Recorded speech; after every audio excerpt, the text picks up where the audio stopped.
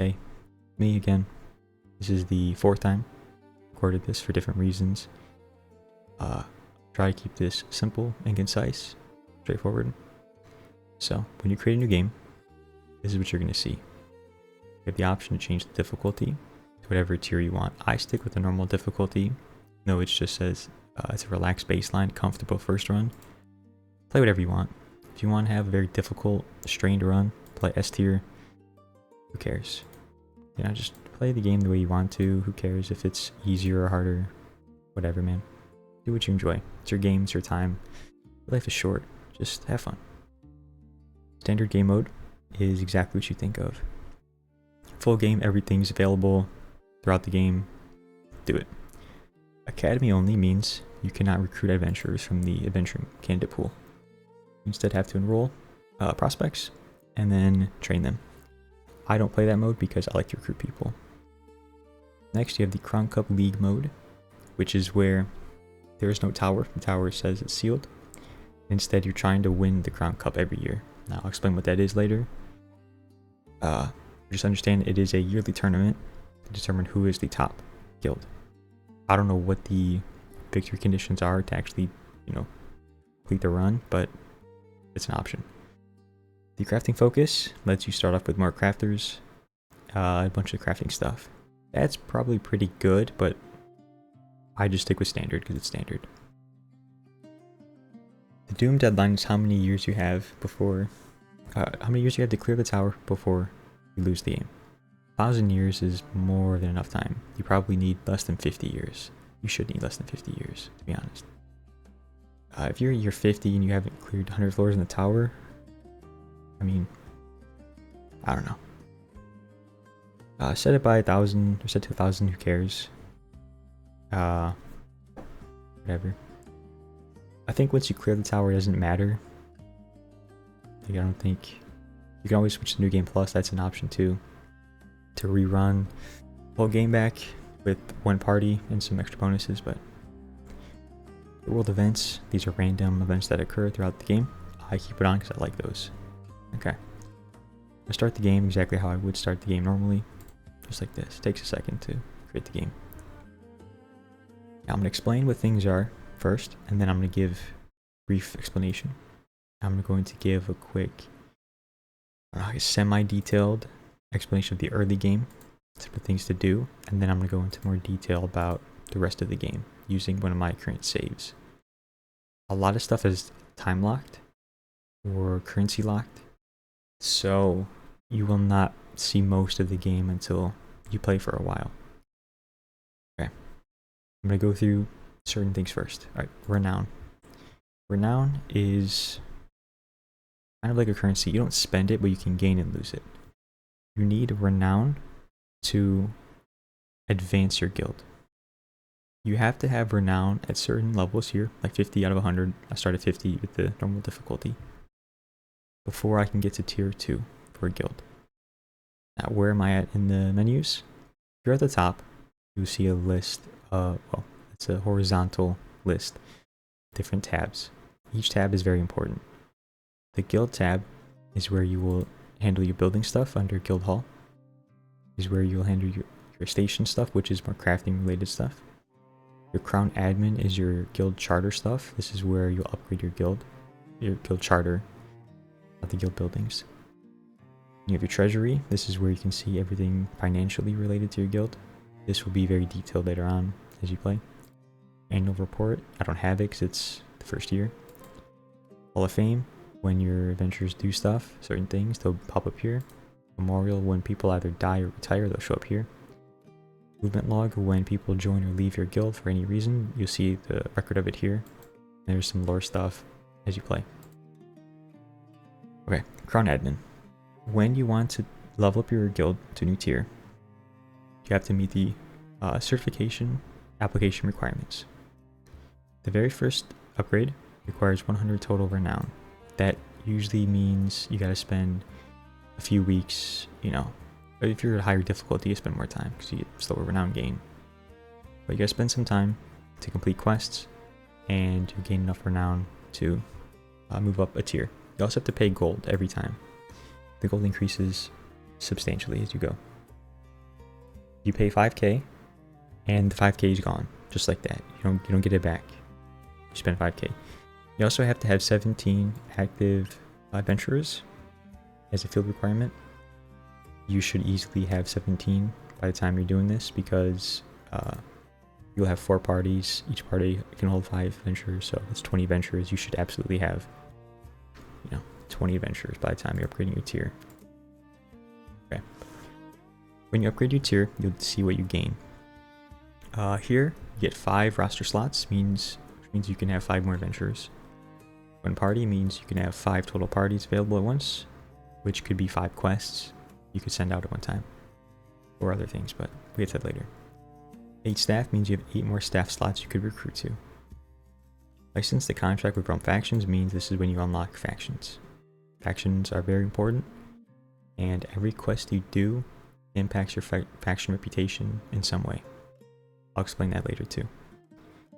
And at tier 2 guild, this is when you can unlock the academy. Now, like I said already, the academy is how you recruit adventurers separately from the recruitment pool. In this academy, you take people younger than 18 and you train them up. Every year below 18 they are, you get 2 semesters of training. So if they're 17, you get 2 semesters. 16, 4 semesters. And it goes down to, I think, 14, maybe 13. Each semester, you can tell the academy what to train them in, and you can increase their stats in certain ways. You can try to get them to be certain classes, and after they're done with their training, and their semesters are all complete, then you have the option to recruit them directly to your guild for a very cheap price. And they get some extra bonuses too for being academy trained. If you don't want them, you can always decline them too. But then they go into the general pool, and a rival guild might take them. That's later on though. Eventually, you will unlock raids at tier 3, Crown Cup at tier 3, into more stuff. You get a new second raid group at tier 5, you can get a guild specialization, and it keeps going. Eventually, at a certain point, you can fail to have your charter get accepted. And that is because there are a bunch of requirements you'll have to do. You have to complete a certain number of raids, a certain number of quests, complete a certain number of tower floors, all kinds of stuff. And as you can see from here, the charter fee is 1 million at tier 9 and 2 million to get to tier 10. So, a lot of stuff like that. Okay, this is very important. I recommend remembering what tier you're at and what you need to get to the next tier and what you get from getting to the next tier. Those 3 things are very important. Alright, so where do the tiers for the guild come into effect? When you want to build stuff, for instance. To build a level 1 training yard, you have to have guild tier 1 and insert materials and gold value. Pretty simple. You can buy this stuff here. If you hit the buy button and it doesn't purchase at all, that is because, I'm going to go over here, you have a market option. You have 2 ways to purchase stuff, usually. First way is in the open market, which is in the portfolio. You can search up whatever, and you can say, I want to buy all 16 stone from the market. Boom. It is out of stock for the week. It means I have to wait 1 week for it to restock. But, at the very beginning of the game, you can trade with guilds twice per week. This increases as you go by upgrading certain buildings. You can trade directly for other guild surplus stuff. So if I want steel, I can trade for a guild steel. If I want 15 out of their 311, I can go for it. I can only get 15 because this trade has 15 on 15 material limit. Okay. I can pay them gold, or I can sell them stuff. Now, why is selling them stuff important? You will always get more gold by trading to a guild if you want to sell materials than if you sold it on the open market.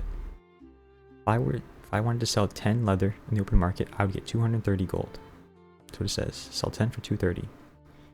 Guild trading. I'm going to go to this guild here. Leather times 10. 320 gold. Now, if you don't believe me, 1, 2, 3. Now, on this trade screen, here's what you can see. You offer some amount, and I request some amount. The guild you're trading with will see it differently than you, and just like you will see it differently than them. Guild sees you are giving them 304 because it's what you're offering. You're offering 304 gold in value for leather, and they are paying 300 gold out to you. I see they are putting 300 gold in. I'm giving them 320 gold in value. So to them, it's a fair deal. Okay. If you look, I drop it by 1, you can see. They see I'm putting in less. I see I am... I don't know. Look at it like that. Look at how they see it. They see it as 304 gold in. That's what I'm putting in. So, they'll accept it. Just like that. I went from 230 gold in the open market to 300 gold. Just like that. Okay. Always trade to guilds, because you'll also gain reputation with them. They call it trust. Now, continuing with this, we'll have to go back to this. This is what I'm talking about, going back and forth with some things. I'll have to go back and forth with different things and bounce back. Okay. This is your main little window. Well, every time you start a new week, this is where you'll end up. You'll see a whole bunch of stuff pop up here every time. The longer you play and the more stuff happens, the more you'll see. Correspondence is the tab where you will see important letters from important people. Some don't matter, like some of them will be congratulations for whatever. Some will say, hey, we know you didn't have any casualties this season, that's good. Sometimes they'll say thanks for whatever. And sometimes you'll see trade offers, depending on how you set up your trade filters. Now, sometimes you'll see faction requests where they want you to do something for them or offer you something. Okay. The right letter button here is very important. You can use this to contact other factions when you unlock them, and you can share intel with them. Now, of course, I can't do this until I'm like tier 2. So when I click this button, it says shared intel was 0. It's because I haven't unlocked the faction reputation system yet. Okay. You can also write to the crown where you tell them about how you're doing. I don't recommend doing that because I really think it matters much. You can write to rival guilds. Now, that one trade I did gave me 3 trust with the Athenium or whatever. So that means I can trade twice per week in total, and only trade once per guild per week. And if you try to trade them too many times without successfully, if you negotiate the trade too many times, you'll be locked out trading with them for the week. It doesn't take away one of your 2 trading slots because you didn't complete the trade, but you locked yourself out of trading with the guild because the trade didn't go through after multiple attempts. So you can send congratulations to every guild at once, boom, and it gives you 5 trust with every single guild. So when I go back to markets and guild trading, there's a button for it. Hang on a second. Actually, I can just go back to here. Right letter, rival guilds, and you'll see right here. 5 trust, 5 trust, 5, 8. You get 5 trust with every guild by doing it. There's a cooldown, but the rival guild cooldown is quite a while. I don't know what it is exactly. It might be once or twice a year, but it's a long cooldown. The game will tell you when it's done. It's available again. Use it on cooldown. The writing letters to faction contacts is available when you get to certain standing amounts. I think it's 100 maybe more, maybe less. You can unlock it, and then it's a short cooldown, a few weeks, something like that, a season, something. Hit that as soon as you can, as often as you can. It's a good reputation. It's a good way to gain rep. Okay, you also have a weekly report here. You will see this pop up at the end of every week. You can also check it in this tab. Movement log is the same thing as we saw in the other guild movement tab, where this shows who joined and who left and when they did it. Okay. Now, when you first start the game, you'll have these founding tasks. I minimized it because it gets in the way. This is the game telling you some of the basic stuff that you should do first. It gives you rewards for doing it too. You get gold and renown. It's a good way to get gold and renown early. Now, on top of renown being a requirement for stuff, it also gives you gold. Now, at the very beginning, and for a while, it'll give you 2 gold per week per 1 renown. that changes. Eventually there's diminishing returns. You'll get less than 2. Something like 1.7, 1.5, 1.4. It'll drop over time. On my main playthrough, I have almost 20,000 renown. I get 14,000 gold per week from that renown. That's less than the 40,000 I should be getting if it's 2 gold per renown. So diminishing returns, but it's good to get renown early because it gives you consistent and reliable gold every week. Okay. We're going to talk about recruiting people now. When you want to recruit people, you can scout them first. Scouting is extremely valuable and important. You start out the game with 1 scout here. When you click the recruit tab, you have the scouting tab. This will show you how many scouts you have, how many are idle, how many are doing stuff. Okay. There's 2 modes for every scout. You can have them watch recruits. This is how you get information about them, scout them. You have them headhunt. The headhunting is unlocked at scouting post tier 2. What this does is it'll allow you to tell the scout to find certain people, certain candidates. You can say to the headhunter, I want you to find tanks. It'll take 3 weeks, a couple hundred gold, and the scout will come back with 3 tank candidates. They could be F tier, D tier, C tier, could be any tier, could be any class, but they'll do it. You could have them also look for certain classes. You could say, I want you to find hexblades. It might take 20 something weeks for them to find the 1 hexblade, but they'll do it. Doesn't mean they'll be an S tier, doesn't mean they'll be an A tier, but they'll find a hexblade. Later on in the game, I have my headhunters look for tanks and healers and like melee and range and just, fill my recruitment pool with people. That's it. I just want more people who I can scout through and maybe find some new people because you get new applicants every season, which is every 13 weeks. And you might randomly get some new applicants depending on other things as time goes on, but most reliable source is every season. You'll get new recruits. Okay. Scouting is a bit different. When you tell somebody to scout, you can also give them a priority system. This is very, very important. Okay, what does this mean?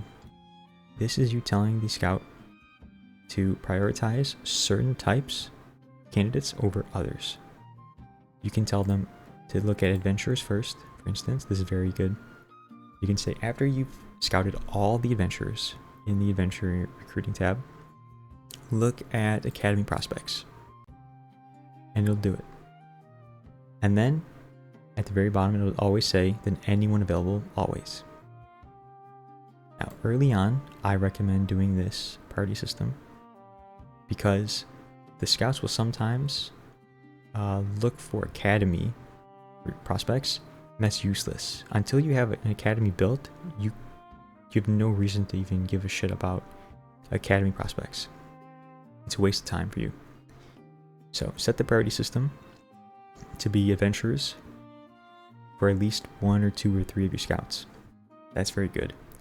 I would have a scout focus on crafters, staff on, or a scout on staff, and I would usually have a scout later on guild trading block.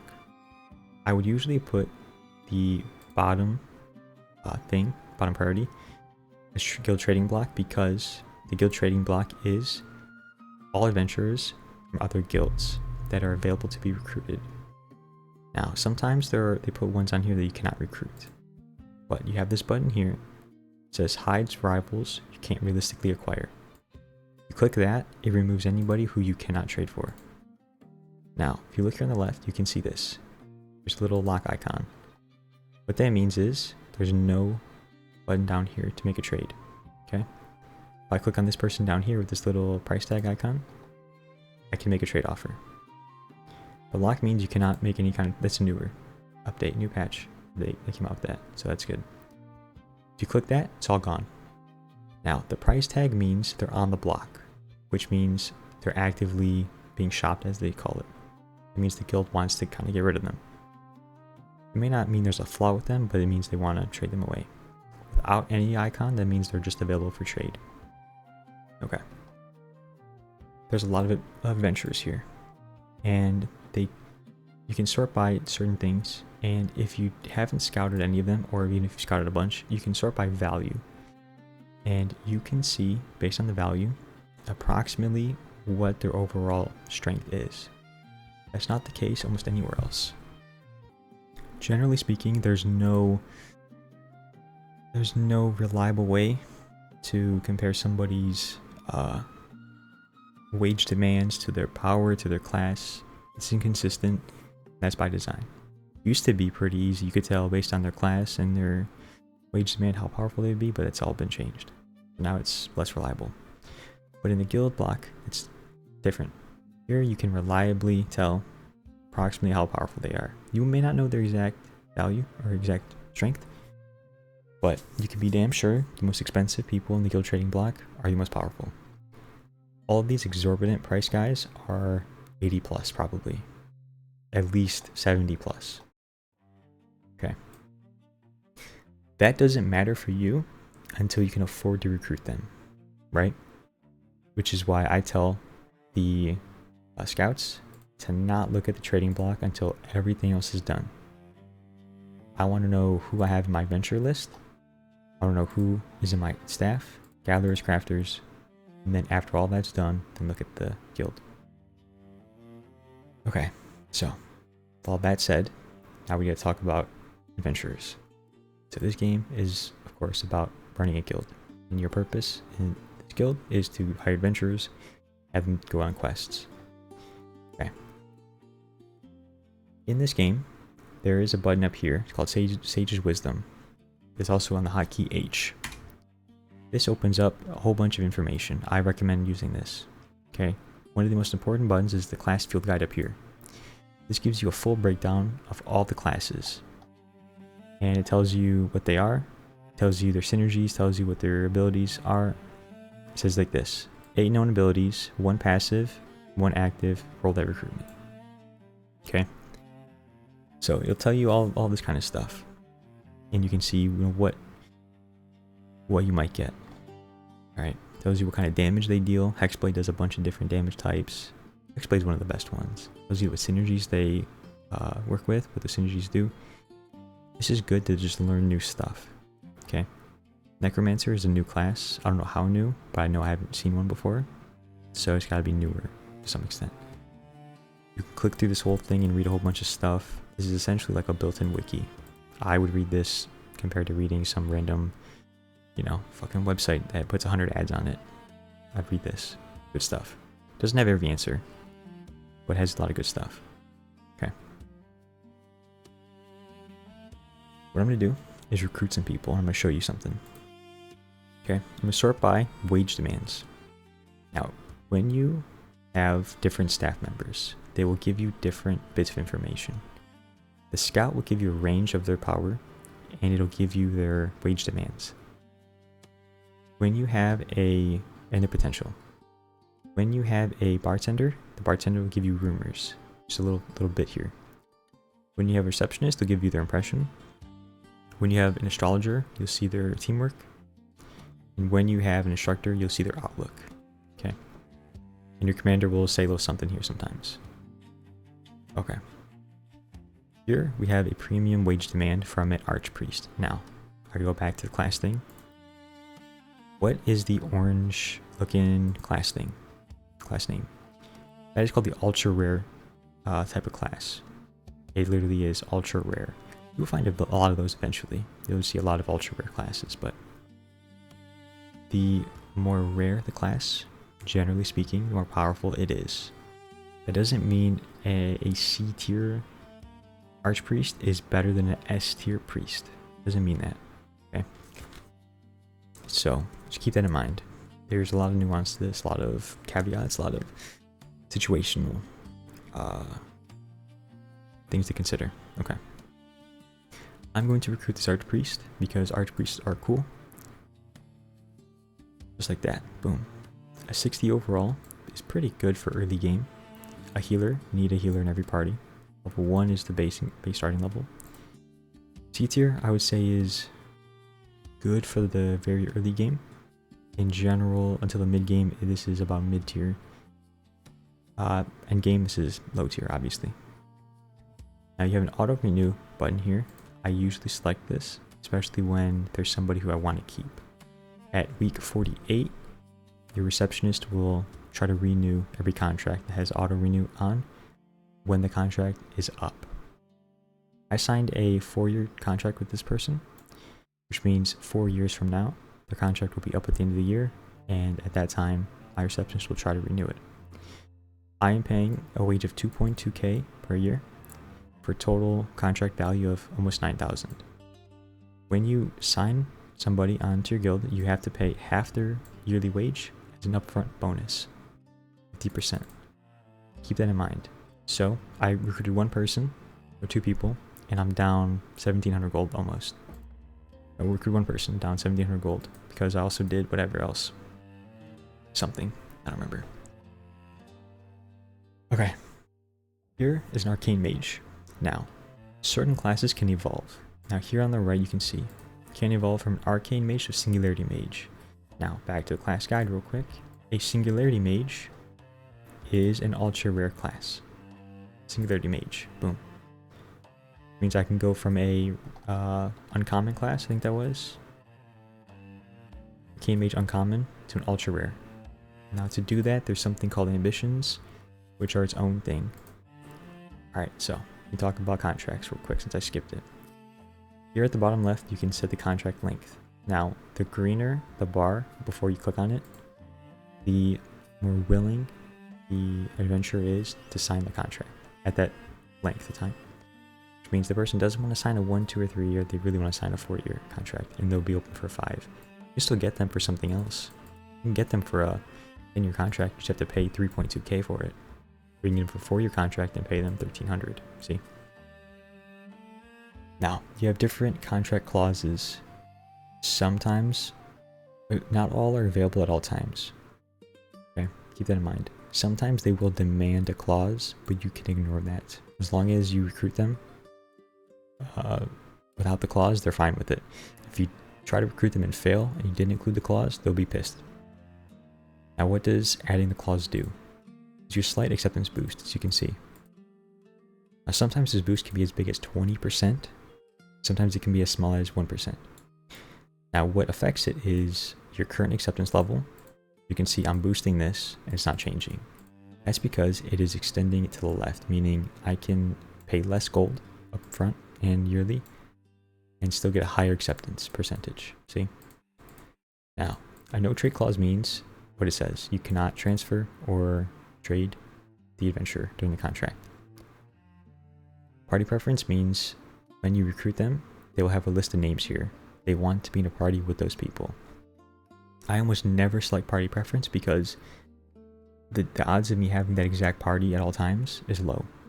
They won't quit the guild if you immediately if you don't have them in the party, but it will decrease the morale and make them less effective. I don't want to just deal with that, so I don't use party preference. Release clause means if you want to release them, you have to pay them extra gold. If you know you're going to keep them, if they're an A tier or B tier, give them the release clause. If it gives you a little boost, saves you some gold because you know you're not going to get rid of them.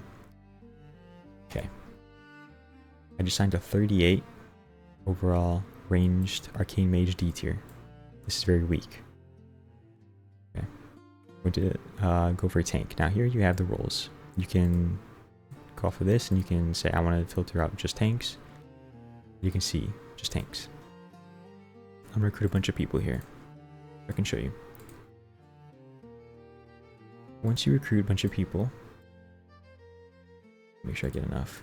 I'm going to explain synergies, I'm going to explain quests, and then I'm going to have to do a bit more explanations of some other things, and then I'll have to load up my main game. It's going to be a lot of information, and it's going to take a while for you to understand.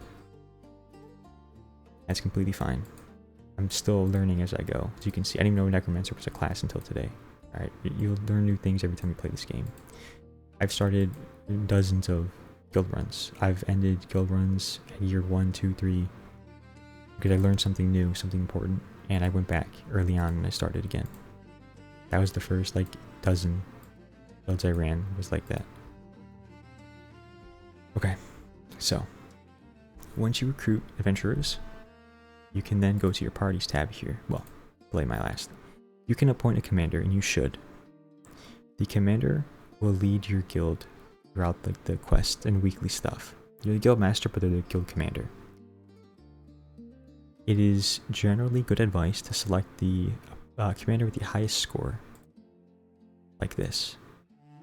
When you select a commander, they will have a score down here. They usually come from leadership and chemistry, plus their relationships with other guild members, their career as an adventurer, and their tenure as the commander. Tenure naturally increases the longer they're a commander. Their career naturally increases the longer they're an adventurer. And the relationships naturally increase the more they go on quests with other people. So those will, and chemistry too, I think. Chemistry will also increase over time. So your commanders will get more powerful over time, but the more powerful they are as a baseline, the better the commander that they will be. When they start out as a brand new, no tenured commander, they will have 60% effectiveness. That's what this means here. That means this value down here is 60% of what the baseline should be. Morale recovery means every week that your adventurers are not on quest or in raids, they will gain this amount of morale. Because it's 60% effectiveness, you can see it's 0.6 morale per week. Alright, if hypothetically this commander had 100%, well, 5 years tenure or so gives you 95% effectiveness. So this would go up to 9.95 morale. I've recruited a new commander to replace an old commander.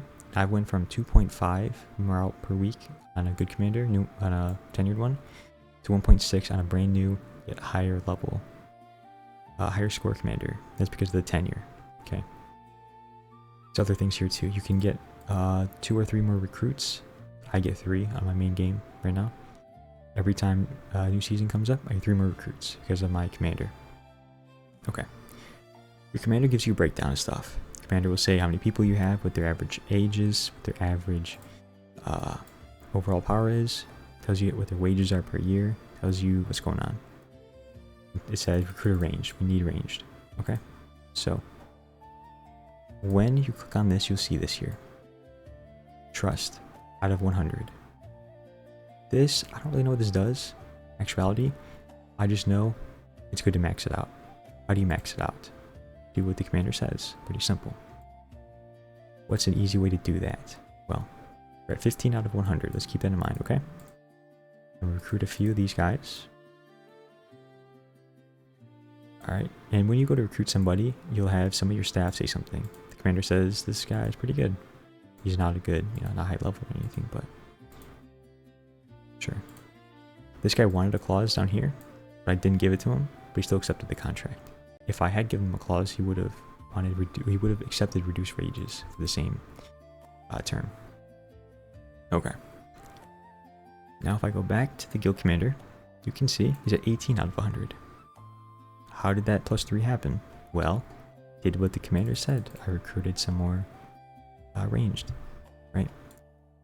So whenever you do something the commander likes, as you can see right here, commander's ledger followed, so I recruited Heartland Blackwood. Now if I go back to my registry and go to adventurers to see Heartland Blackwood, that was the sorcerer I just recruited. That was enough to push me into the completing that commander's order. Okay. Now once you have your adventurers recruited, you can build parties. Now when you have a commander, you can say, commander, just fill the party up, and the commander will. He or she will do his or her best to figure out who to put in. Alright, every party has a captain. The captain adds some bonuses. It is always good to have the best captain selected. Best adventurer, the captain slot selected. What does that mean? There's a button up here that says best leader. Just press that button. If your commander creates the party, he'll automatically select the top commander. So you're our top captain, so you're good to go. Okay, now, what does all of this mean up here with the party? Alright, you have to have a tank. This is the person who's going to take damage for you. You have to have a healer. This is the person who's going to keep your people alive. You have to have at least one damage dealer. This is the person who's going to kill the enemy. Now you have 2 flex slots. This means you can put any role in these 2 slots that you want. I could go with a healer in that slot, and I could go with a tank in that slot. That's acceptable. Doesn't mean it's good, but it's acceptable. See? Okay. Now, when you go to build parties, there are certain things to keep in mind. One of the most important things is what they call synergy. I mentioned this already, but synergy is your class. Your class's connection to other classes. So when I have a spell word in my party, I have 4 synergies available. See this? Each of them are halfway complete. What this means is if I get another adventurer who has the same synergy into the party, we will complete this synergy together and get whatever bonus is offered. Okay. It'll say right here, classes, any 2 of 8. Okay, cool. So if I put a knight or a paladin in my party, I get to complete the bulwark synergy. I'm gonna do that. Well, I need to put a paladin or a knight. Put a paladin in. Okay. Now if we look here, synergy is complete. 2 out of 4. It went from 1 out of 2 to 2 out of 4. Why? And because some synergies have different tiers. This one had 4 tiers right here. This means you can go up to 4 adventurers of these classes, and the more you put in, the greater the bonus is. Now, that doesn't mean you have to go for 4 out of 4 in this case, or 3 out of 3 in a case where it's 3 out of 3, like this one. This one goes up to 5. So you can have up to 5 bonuses, right, like that. Okay. Some of them are just 2. Some of them are 3. These ones are all anywhere between 2 and 5. Okay. Now, what do synergies do and why do they matter? I'm going to show you. When you go to put adventures in, you can see this little button here that says how many synergies they add to the party. This guy adds 3. Now, sure, he's 28, he's low, but he has 3 synergies. What do those synergies do? I don't know, a bunch of stuff. Who cares? Okay. So, when you add people with synergies in, it'll put a bonus down here. This is the synergy bonus. And it'll add a percentage value to your party's strength. So even if you have a party made up of weaker people, you can still have a strong party as long as they have good synergy, right? The same thing applies to something like teamwork. When their teamwork stats increase, they can become more powerful as a party. When their morale is high, like at 100 for instance, 100 of 100, they'll get plus 10% overall. That's huge. When the guild, or when the party has good chemistry with each other, meaning they've trained together and they've done quests together, and they like each other, they will get another percentage increase. All of those percentages add up. They can turn a party from a party of like 40 overalls into a party of an overall of like 60. That doesn't mean they're all 60 average, but it means the party as a whole has a 60 strength. So you can turn weaker party members on their own into stronger parties as a whole. That doesn't mean you should always prioritize synergies. It doesn't mean you should always ignore synergies. It means it's very situational. The commander here went with 2 synergies. It means the commander did not focus on synergies, because if I look at the roster, you can see a bunch of these still add synergies. Now, the thing is, that's not accurate, because if I were to remove, let's say, Balthazar, some of these guys are going to lose that synergy they had. You can see here, 4 of them have +2. If I remove Balthazar, 3 of them have +2. See that? That's because Balthazar was adding a synergy that person I was going to add, and it's no longer connected, okay? So, you have to keep that in mind. What you can do is go up to the synergies here, and you can see who fulfills the requirements, right? Okay. So, when you create a party, and you have them ready to go like this, you can go on quests. You can also train adventurers too. I'll get to training them in a second. Now, quests are very limited at the beginning. You'll only have merchant quests to begin with. Now you'll have duration, which is how long it takes on average to complete the quest.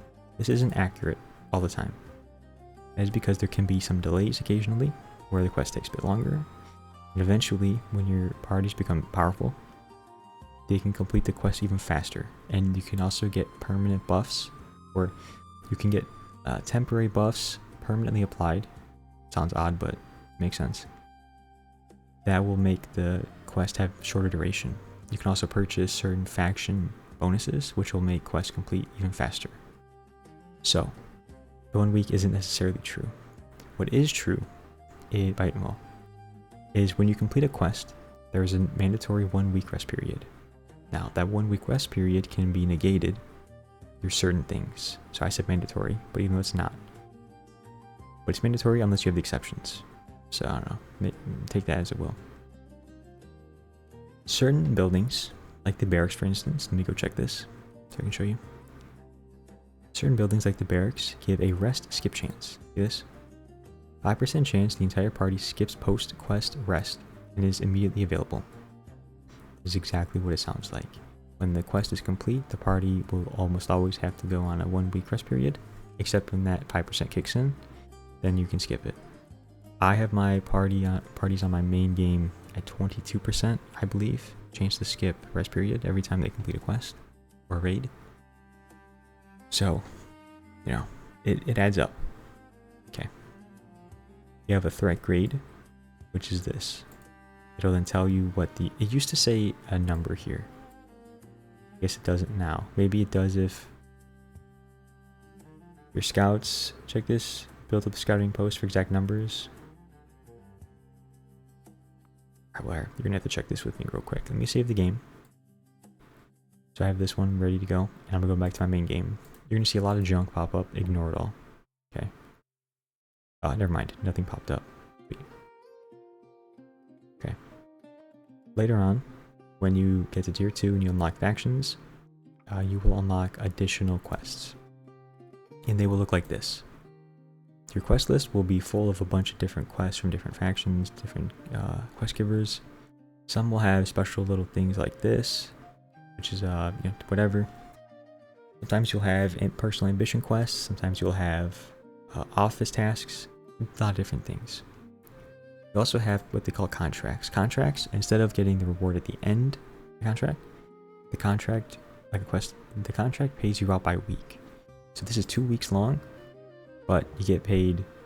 Oh no, this one is 150 gold per week. So if you do this one, you get paid that amount per week until the end. These other ones you get paid at the end.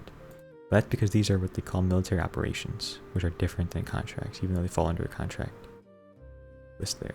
But they're actually contracts, operations. The actual contracts are per week. Okay. Contracts per week. Contracts per week. You can unlock faction-specific contracts when you pledge oaths to them. Oaths are you getting bonuses in exchange for making promises to them. Some oaths require you to complete a contract every season, which is every 13 weeks. Some require you to do other things. This is where you would go to do the contracts for that. Okay.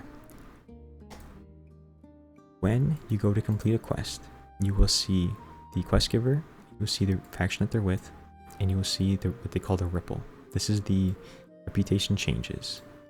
Now what the exact values are, I don't know. Okay. All I know is whatever this says here, it'll fluctuate. Whatever the faction is and whatever color it is.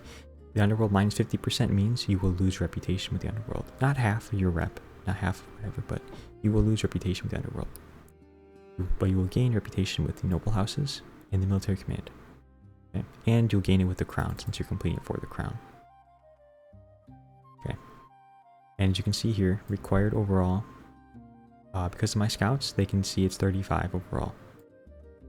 So very low risk. It gives you the renown reward, value of 1 for this quest. It tells you how much gold. It tells you how much experience the party will get, each person will get. Talks about the loot. And if you have more information, it'll give you even more intelligence here. It'll say who's at risk, who has bonuses, who does well, all kinds of stuff. Okay. Now people have asked me, Kevin, why do you avoid the underworld quest like the plague? Somebody asked me that before, and I explained it in a YouTube comment, but I'll explain it here vocally. Every faction has up to 1,000 reputation limit, meaning you go from negative 100 up to 1,000. You start at 0 for all, I believe. So you can see I'm maxed out with the crown. I'm at 233 with the merchants. Halfway on the Holy Order. Maxed out on the military. At 49 or something. The nobles. And at negative 92. The underworld. So halfway to 99 with the underworld.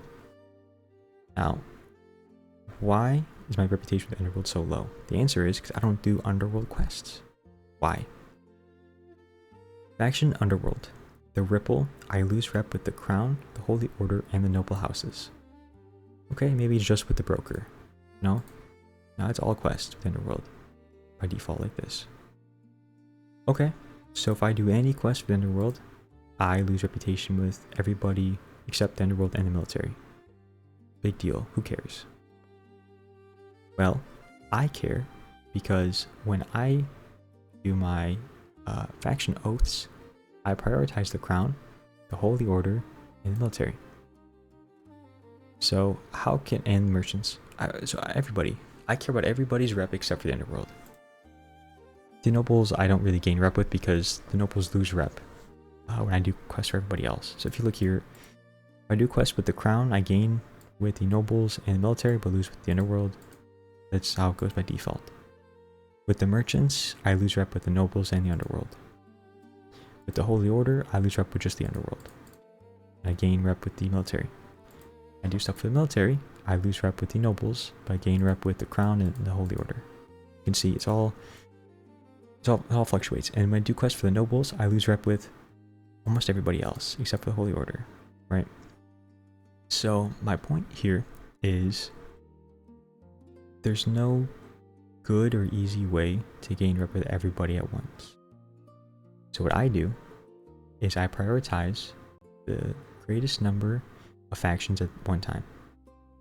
So I like to do crown quests because I lose rep with the one faction I don't give a shit about, which is the Underworld, and I gain rep with 3 factions I do care about: the Crown, nobles, and the military. I also like to do quests for the Holy because I lose rep with the one faction I don't give a fuck about, Underworld, and I gain rep with the Holy Order and the military. I do quests for the military because the nobles are already difficult for me to gain rep with, so I might as well gain rep with the military, the Crown, and the Holy Order. That's why my noble rep and my underworld rep are so low, because I don't do their quest from their quest givers, I do everybody else's quests, and the ripple causes those reputations to change. Now, do I recommend people play like I do? Fucking play however you want. I do not care. I don't care. Whatever. This is what I do because it makes sense to me. The underworld doesn't offer me shit, so I don't care about their reputation. What do I mean? Okay. When you reach certain reputation thresholds, 250, 500, 750, 1000, you will unlock different options in the faction vendors tab here. Okay. I have everything unlocked with the crown, so I'm going to show you the crown. Okay. There's what's called the weekly special, which gives you different weekly purchasable items. Some of them are things like 30% gold rewards from quests for 12 weeks. That's huge. Cost 4k gold, so it's expensive early game. But when you think about 30% gold and I'm completing, raids, because it counts for raids too, I believe. I think it counts for raids, it should. I'm completing raids that give me, 70k gold. It's going up to 100k gold already or whatever. It has huge amounts. Things like sell prices, I don't care, so I don't buy those. Gathering yields, good. It may not be worth 5k, but it's good to get extra materials. With the Holy Order, you get damage against Tower Undead. I don't care about that, so I don't buy it. Next adventure who would die instead of critically injured on quest only. That would be good to buy, but I don't plan to lose adventures on quests, so it's not so useful for me. No adventures can be injured for 2 weeks is pretty good, except I don't have a way to know when my adventures are going to get injured. I'm not going to drop 30k on that. Right? So there's all kinds of stuff. All injured adventures immediately recover. Right? Now with the Underworld, I can't buy shit from them because I don't have good rep with them. The Nobles, I'm neutral, and so I have 2 options available. Now, the Nobles offer good things, usually. Like, all adventurers gain morale. That's pretty good. The Holy Order does something similar. I think the military does too. Okay. With all that said, why is reputation with these factions important? Permanent one-time upgrades are good. Let me show you the military, for instance. All adventurers gain 15% XP from quests and training permanently. If I had no reputation with the military, I wouldn't have that. All quest injury chances permanently reduced by 10%. Full military doctrine access, plus 5% party combat power in quests and raids, and plus 5% raid success chance. Okay, cool. I can also buy oath-specific gear, which you get from completing an oath, swearing an oath to them, which is just extra armor. You can also get the exclusive inventory stuff here. So these are the temporary purchasables that can become permanent when you auto purchase them constantly. It's a small price usually, and you can auto purchase it when it's off cooldown, and you can get the bonus forever. So here you get 10% quest success chance, 15% combat power, 20% raid success chance, right? So my question is, to whoever cares about the underworld, is what does the underworld offer in that regard?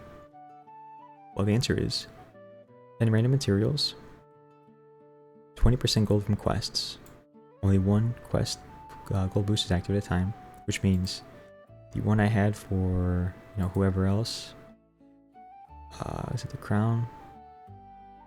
Somebody, maybe it's the merchants. 10% quest gold from merchants. So you can't even stack the merchants with the underworld. So, sure, the underworld's double the value, but what else do they give me? I can buy more standing with the underworld. Cool. Fucking useless. If a quest fails, I can get a fresh attempt. Cool. I don't fucking plan to fail quests, so that's useless. And I can get a blade. Cool. I can craft weapons, and I can buy random weapons, and I can buy swords. And do I really want to drop fucking 20,000 gold on, it would be more like 15,000 or something, but do I really want to drop 15k gold on a shit weapon compared to what I could make for 1,000? It's not worth it. This is why I don't care about underworld reputation. They might offer other stuff. I don't know. I just know if I focused on the underworld, I would lose rep with everybody else. It may not drop too low now that I'm, gaining 1,000 rep with people, but that'll take time. That's a long explanation to say actions offer good bonuses. Like the Holy Order is very good, for instance, because you can get increased recovery rate, increased morale, increased training experience, and with some of the oaths, you can get insanely good bonuses like here, where you can send injured adventurers to the temple sanctuary and they heal twice as fast. It's very good, very useful. Okay, that's how the faction reputation works. You do quests, and you also get correspondence from them too. The correspondence will tell you, what matter, what changes there will be. So for this one, for instance, I was asked to do something, and I had different choices to make. Depending on what I did, it would give me increased rep for one faction and maybe decreased rep for another, or increased rep with two factions. It's like that. It'll increase some rep and decrease some rep, or increase a bunch of rep and decrease a bunch. Balance it the way you want. I try to increase rep with everybody as a net positive, but do it however you want. Okay. Now it's time to get back to where I was. Quests. Okay, so I like to focus on the crown quests, holy quest, and military quest the most, because they tend to give me good rewards, good bonuses, and they don't screw my reputation up too much. Yeah, that's why my noble rep and my underworld rep are not great. Okay. When you unlock raids, tier 3, you will have 2 raid parties by default. Each raid group requires 3 parties. Now, what does that mean? It means you have to have 15 people together like this to go on a raid. It tells you the duration, it tells you the overall difficulty, Tells you how much renown you'll gain, how much gold, what the experience gain will be, and how long until the contract expires. Now this is the same thing for quests as well. They all expire after some duration of time existing on the board. In this case, this expires in 2 weeks. It means 2 weeks from now this will be gone. That matters because some quests are time sensitive and you have to complete them before they expire, or you'll suffer some consequences. It's important to just pay attention to when quests expire. Okay. Early on it's not too difficult because you won't have many quests, but later on when you have 20 quests like this, you're not scrolling through the whole list. Like I do tons of raids. I've already done 10 raids out of 18 and it's week 30. Now I'm doing raids, so I'm not paying attention to quests all that much. Okay. When you complete quests and raids, you can get more gold than is stated on the contract. How is that possible? We advance the weeks until I complete this raid. I'll show you. Faction War Disputed Lands. Or so if you look here, you can see all these raids are between 12k, 15k, 10k. Some of my raids are up for like 30k. Here's what you'll see. Advance week. That's a quest. 100,000 gold. How? Decisive victory. That gives a huge boost to the gold value, gold reward you get. Okay, for normal quests, they call it critical success. Gives up 1.5x, 1.5x multiplier on the gold reward. I don't know what the increase is from a decisive victory for raids, but I do know for a fact is this was about 30k gold starting contract, and it tripled to 105k. So I did not have a 50k gold contract on the fucking list. Alright. So, when you talk about completing raids and quests, you want to have powerful groups do them, because if it's a critical success or a decisive victory, you'll get better rewards. It doesn't mean you should throw your best people at the lowest difficulty quests. It means use your head, think about it, come up with some ideas. Okay. Now, sometimes guilds will offer you people. They'll offer you contracts for others. In this case, they're offering me a 92 overall tank for 40,000 gold. Now, is that a good offer? Yeah, it's actually really fucking good. Usually they want like 60k plus for that type of deal.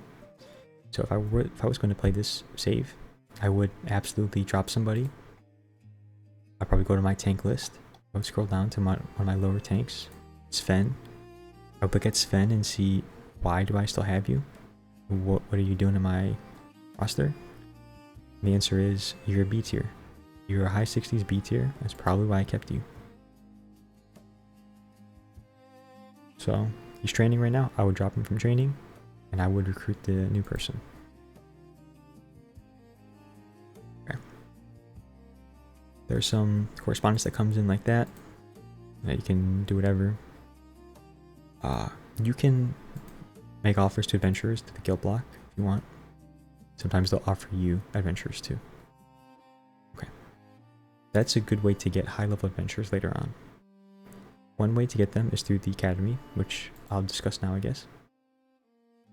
When you unlock the academy, you'll have the academy prospects tab pop up like this.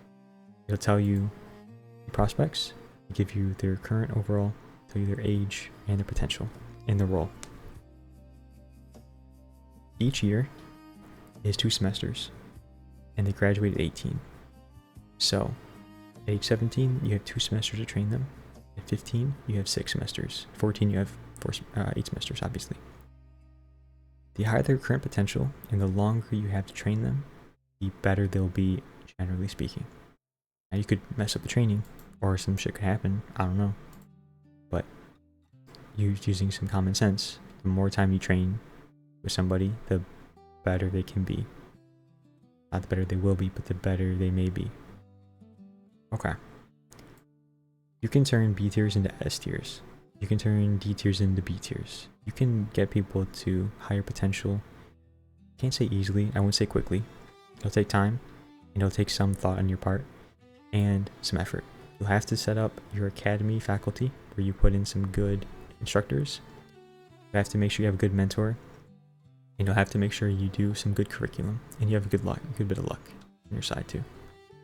But if you keep at it, you can get some good adventures this way. Now what I might do is might try a bit of this. I'm gonna try to spam through. I'm gonna try to get to week 26 so you can see. I don't care about this. I want it unlock. Oh, here we go. This person just graduated the academy. They went from B tier to A tier. Boom. That's pretty good. Now, because I'm full up on my slots, I cannot recruit this person. What I can do is say decide later. Or I could drop them into the market, but your academy recruits will generally be better than the pool that's out there. And other guilds can recruit from the pool too. Okay. One more week, and I think Tuva's done. Here we go. Tuva became a stone druid. Went from B tier to A tier. Pretty good. Okay, 71 overall. So that's where the power of the academy can come in. You can get some high level adventurers, higher potential. It just takes time. You don't have to pay a shit ton of gold to do it. It just takes some time. Make it happen. As you can see from this current list, I can see what the range will be on adventurers because of my scouts. They usually are on the lower end, so probably 65 is what Conrad is. I've never seen somebody get to the very high, ceiling on their overall. So I could go for a B tier 65, or I could look at my academy and I could say, you know what, I just graduated A tier 71, 2 A tier 71s. Do I want a B tier 65 or an A tier 71? Right? Academy is very good. It just takes some time. A lot of time. You have to wait at least a year, of in-game time for somebody to graduate. It's better to have them be younger, so you have more time to train them. You can also do training commissions where you train somebody for a guild. In exchange, you get some kind of bonus or whatever, but I don't do that. If I'm training somebody, it's because I want them in my guild, not because I'm giving them to somebody else.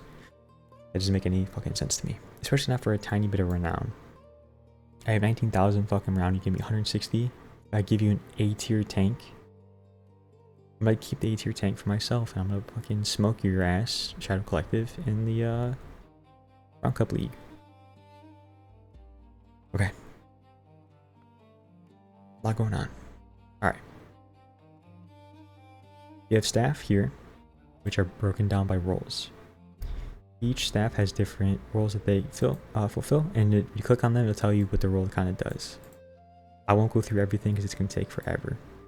I'm going to move through this a bit quicker. Scouts are very good, very important. I would get a bunch of scouts. Of course you want high skill scouts, but at the very beginning you just want scouts. Alright, next are gatherers. You have to wait until you build certain buildings, then you can hire gatherers. I don't have a Pathfinder's Lodge tier 3, for instance, so I can't recruit any salvagers. There's a button here that takes me to there. I can then find the Pathfinder's Lodge and go to tier 3 and then upgrade it. Okay. Your Overseer here has a limit to how many projects they can build at one time. The higher skill they are, the more projects they can build at once. Starts at 2, it goes to 3 and then 4, and I think 5 is the max. We have to be like in the 90s or something, overall 90 something. You get 5. I have 4. If you have active construction and you change your overseer, it'll pause all of your construction. You have to go back into this screen, find your building, and hit resume. If you don't, it won't be built. Okay. Stations. These are little boosts to the different buildings. Go here after you build different buildings and you can see some stuff here. This is how you unlock new recipes, and craft faster, and etc. Okay. I'm going to show you what the treasury looks like. Because I skipped through a bunch of weeks, I won't have... Actually, I'm going to go down. I'm going to scroll down to when I gain a shit ton of gold. Alright, where's the 100k at? Here we go. Raid reward from completing one raid, 70k. So, this was year 7, week 23. So you can see from here, it'll say what gave me gold and what cost me gold. I completed a contract, passive income from the treasury, passive income from my oath, from trade. There's what my upkeep is, what the overhead is, what my wages are for the staff and adventurers.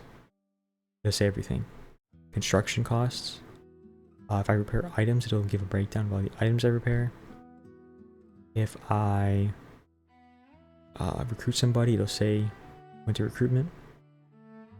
Okay, this is a good way to see what you're spending money on. Annual report comes out every year, of course, makes sense. Gives a breakdown of what your yearly statistics are. It'll say how many quests you've done, how many raids you've done, gold earned, gold spent. It gives a breakdown based on your guild and the realm.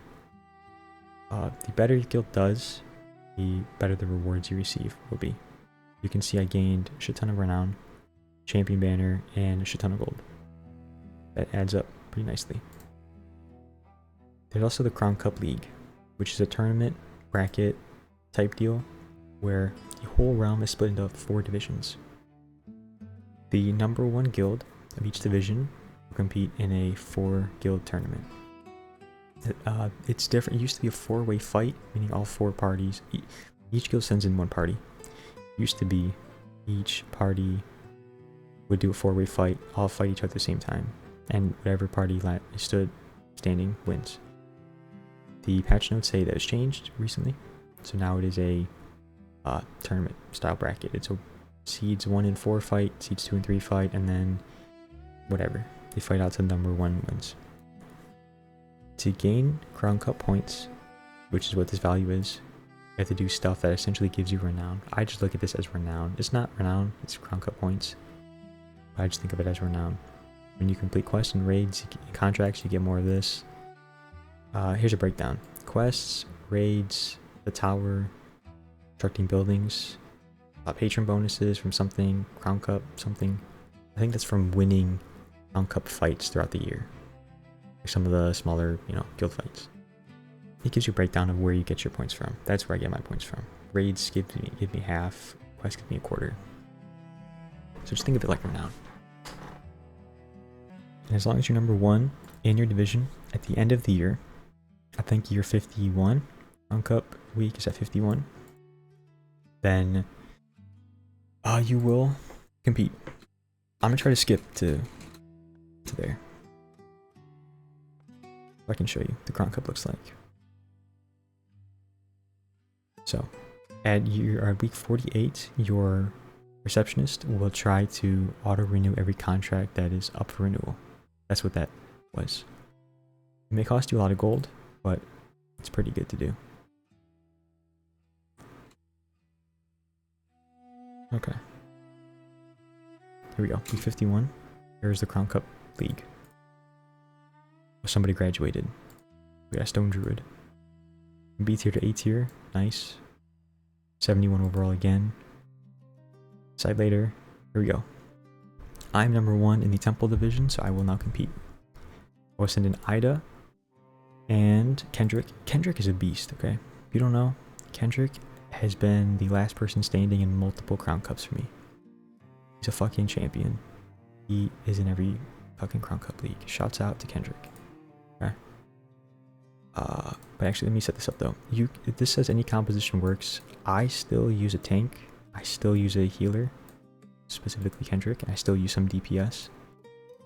But exactly who changes. So here I might go with Briar. Where's Briar at? She's not lower than that.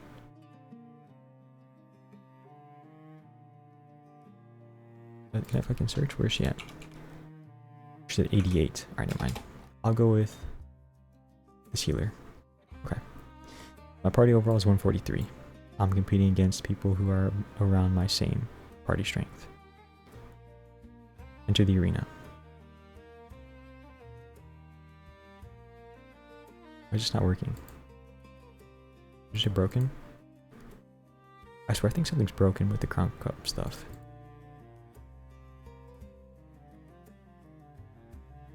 I have no idea what's going on with it. Yeah, I think something's broken. It might be a bug that the developer has to fix. I don't know. Every time I try to do something to Crown Cup this game, it's fucking broken this year. So whatever. Even skip. The fuck? Oh, hang on a second. Let me pause this and then we get back in. Okay. I had to reload the game. So, let me get back in here. Fuck, did this thing autosave over my main game? I'd be so fucking pissed.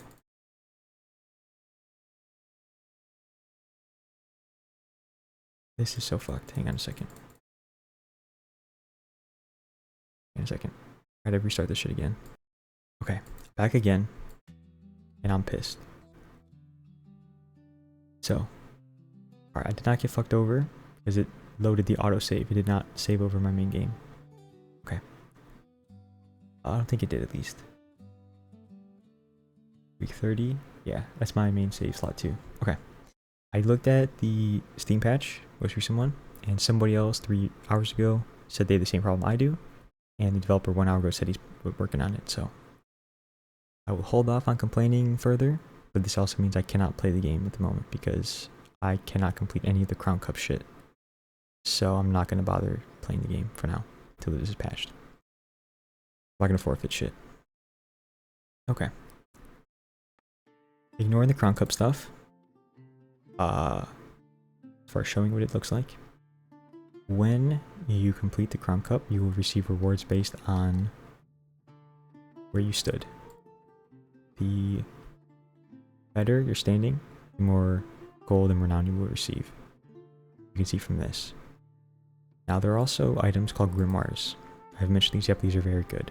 You are limited to a 15 capacity vault for grimoires, which means you have to use or throw away some so that we don't hit the cap and then waste any. Some do things like advance your character's tier from A tier to S tier, B tier to A, etc. Some will negate a fatal blow one time. Some of them will add a second class, which is huge. Some will add 30 years to the career. That's very good. It's what I did with Ida, my OG. Shout out to Ida, the commander of the group. Gave her one of those endurance grimoires early on. So that way you can make sure she sticks around for a long time. You can change a class. It's another thing. And each of these have... There's another one here too. There's a grimoire for Capricorn. I don't remember what that one does because I don't have one. Can I search it up here? Grimoire. Grimoires. To obtain. They have a 10% chance from completing raids, and it says you can hold maximum of 10, but the other thing says 15. I don't know. Capricorn. Permanently grants plus 10 to all stats. That's right. After the first absorption, each one carries a 5% death risk. Okay. A Grimoire of Salvation can save them from this fate. Interesting. I did not know that. This is why it's good to read these. The Grimoire of Duality, it says, is the rarest, most powerful. Grants an adventure permanent second class. They gain the roles and synergies of both classes. That is very, very, very good. Grimoire of Capricorn is the only Grimoire that carries death risk. I did not know that. I thought all the Grimoires had death risks. Good to know. So this is why the Great Sage is good. H key, by the way, on the keyboard, if you want to open this up with a hotkey.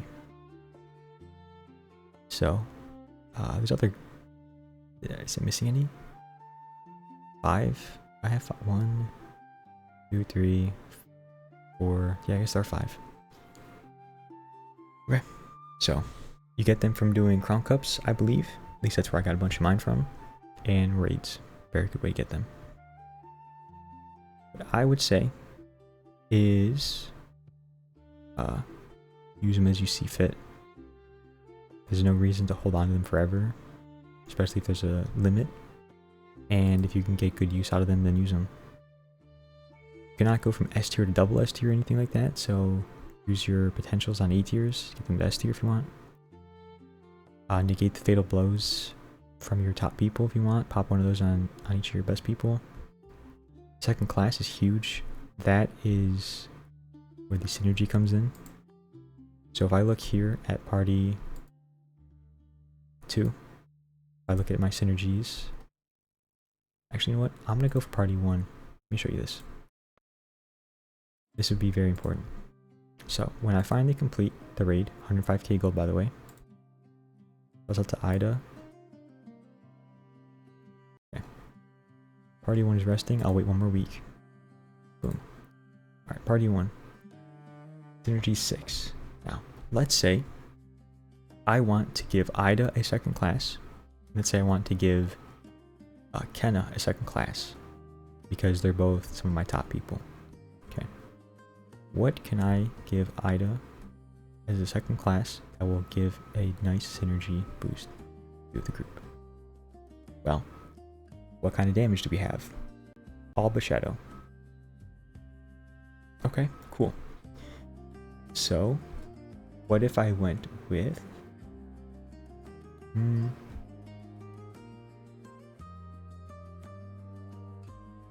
What can I go with?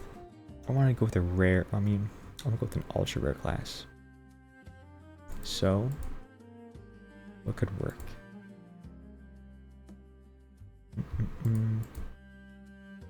Bunch of options. Different classes.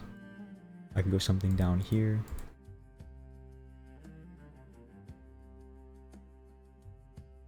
With Kenna, I might go with an Oath Paladin. Actually, no. I want to do something that gives damage. What about Geomancer? I'm going to make Ida a Geomancer. Now, keep in mind, we're 165. Ida, Mars, second class, Ida, Geomancer. Where you at? There you are. Boom. Yes. Now I go back to parties. We're 165. Now we're 174. Now we have 8 active synergies. That's pretty cool, isn't it? Now just imagine if we had everybody in this party with 2 classes. We could easily hit 200 overall. Could we not? Let me go to Anna. Who can I... What would be good? A Stone Druid or Warden? Or a Shaman Frost Mage? Singularity Mage? I'm trying to see what gives the most overlap. Archer gives some good overlap. Okay, I will make Edith a Archer as a second class. This isn't a good, this probably isn't the best call, but I'm not going to save this game, so. What the fuck did I say? Edith. Archer. Boom. Parties. 182. 8 synergies, but they're beefed up even more. See this? I'm talking about, right? The Grimoires are very good, very effective. Synergies are very good, very important. All I did is give a second class, which gives some extra abilities to the individuals, and then gives synergies to the party. That's the difference. Alright. That may not seem huge with, you're talking 165 to 182. That's what, 17? It may not seem like a huge boost, but look at the high end. We're at the very high end of the, power scale. And we're still getting higher. So, Grimoires, very good. It says there's a gold value connected to them. I'm pretty sure I sold some in the past, like in a long time ago. I don't know how to sell them now. But it says there's a gold value with them, so who knows.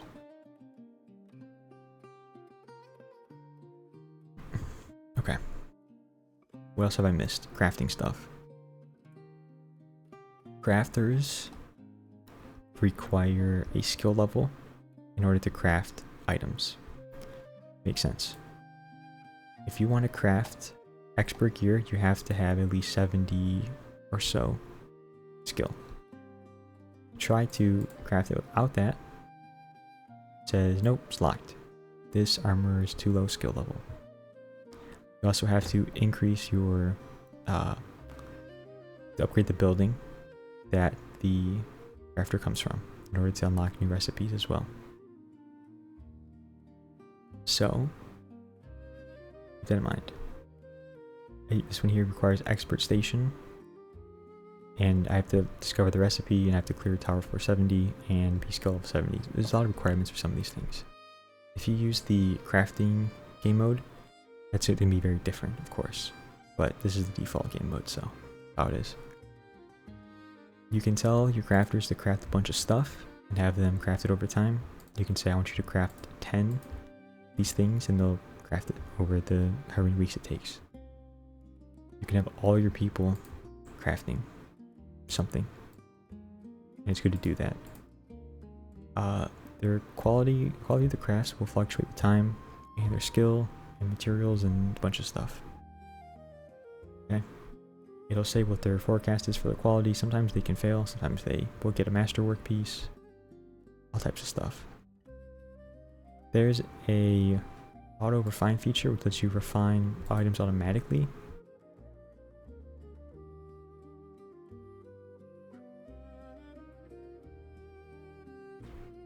You have to have it set like this in order to not block auto refining. I don't know. Auto refining, it used to be you could just refine everything at one time, but now there's essentially cooldown. You can only auto refine so many items, or you can only refine so many items each week. I have it on auto refine, so I don't have to even think about it. It just refines what it can and keeps it moving. Okay, tower. This is the main part of the game that you're trying to get to. You're trying to clear the tower 100 floors. Okay. Each floor has a boss, and the boss has a difficulty level, his weaknesses and strengths, and you have to put in 6 parties to fight. Put in your 6 parties, just like you would with a raid, which has 3 parties. It's 6. I always auto provision everybody. It's always worth it. Let's do it. If you want more rewards but a greater risk, go aggressive. If you want less rewards but lower risk, go cautious. Sometimes it says countered here, favored here, whatever. This is a new screen. Used to be not this. This is cool. I think it's a representation of the simulation. Something like that. You can see all of your adventurers are doing stuff. These little icons here are the enemies.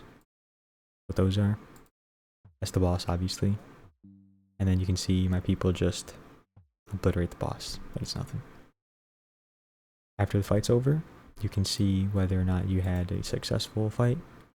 You'll see how many people were injured or killed.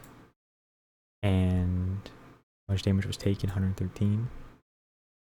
Okay. You can see your rewards. You won't get a lot of rewards early on. You'll get better rewards later. But after you complete a tower, or sometimes your party will rest for 2 weeks. Other times they won't. They'll skip resting. Keep that in mind. When they skip the rest on the week that you complete the tower, you can immediately send them out to go do quests or raids or whatever. You can only do 1 tower floor per week. If you don't clear a tower floor in 24 weeks after you clear your first tower, a tower floor will be reclaimed. That's what it says right here. You'll get multiple warnings until the tower floor is reclaimed. When the time passes and you haven't done the next floor, you will drop a floor down, or go a floor up. So you go down, you descend. I think you descend. Yeah, descend the tower. So when you go up a floor, if you fail to continue to descend, the floor that you were last on, that's completed, will become slightly more difficult. I presume, the harder the difficulty of the game, the harder the floor will be, and the lower you go in the floors, the harder it'll be when you have to reclaim it. So essentially means you have to clear about 3 tower floors each year on average or so. You don't want to have to reclaim any of them, but you also don't want to power through them. If you want to wait like 20 weeks, you could do that, essentially 3 times per year.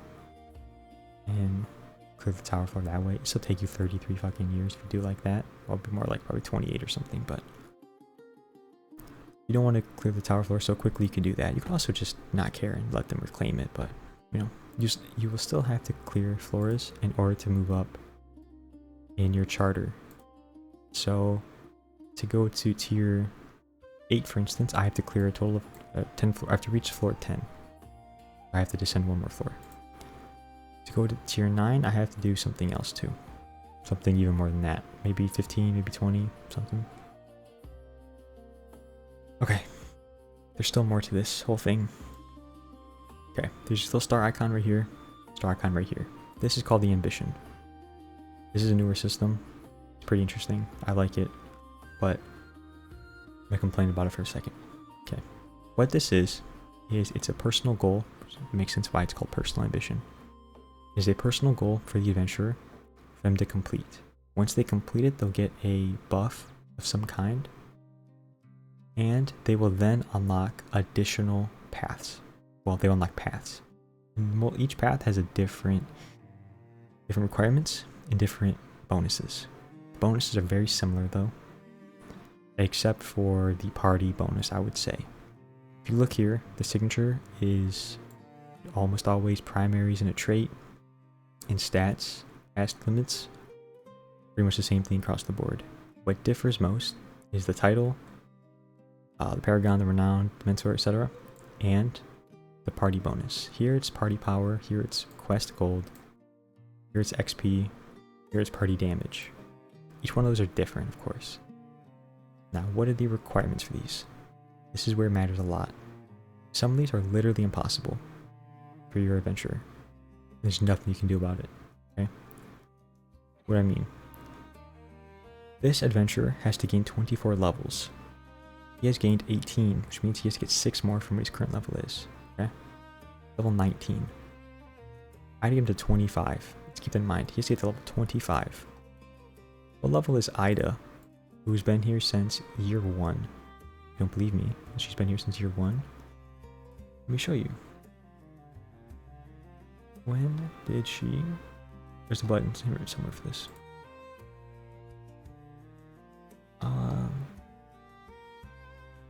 It's like year 1, week 14 or something.